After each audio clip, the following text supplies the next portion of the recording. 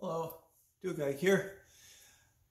So one of the techniques that I've used in the past to describe to students how their bodies should be moving in a fashion that ensures they're remaining upright and not leaning forward or leaning back or leaning side to side is by describing for them visualizing an invisible tube that goes down around them to the hips so that the body motions that they're doing need to be created in a way that makes sure the shoulders and the hips, especially the shoulders, stay within that straight up and down, perpendicular to the floor, invisible or clear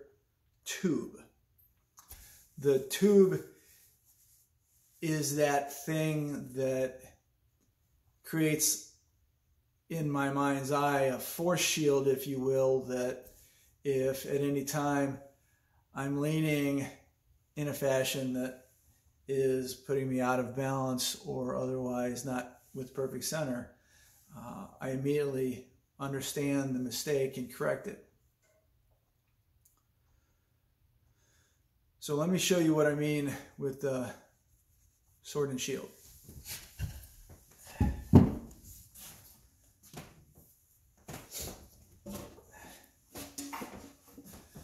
So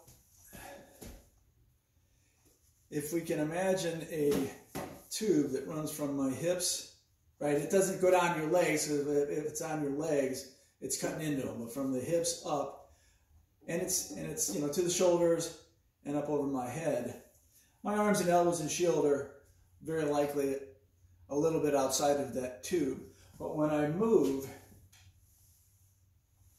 I'm remaining upright and in a fashion that allows me to move inside of that tube. But if I start to lean forward, I'm hitting it and it should stop me. If I'm leaning back, the same thing. If I'm moving to the side by bending wrong, then I'm hitting that tube and I should stop as well. The tube by nature is a fundamental technique that we use because obviously in intermediate and some advanced techniques, we're doing a lot of bending and moving. You know, I might move back to avoid being cut. I might move a little forward to extend to a return cut. I might even, as I step, bend a little bit, right, around that. And therefore that tube is I'm forcing my way through that tube. So it's more of a fundamental tool to make sure as we're turning, we're staying upright, vertical, and not bending or throwing off our balance. Another way I like to describe it is if you have a carousel, and the carousel horse has that big steel bar that it goes up and down on. It's sort of the same idea in that you can go up and down on that. You can even rotate and pivot. But as soon as I try to, either on purpose or otherwise, try to bend in a fashion, that solid steel bar would stop me from doing that.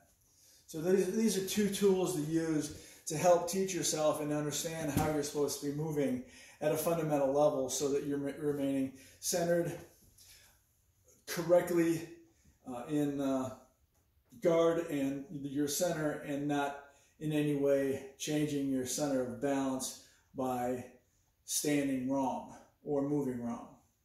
So I hope that helps. That's the invisible tube. Thanks.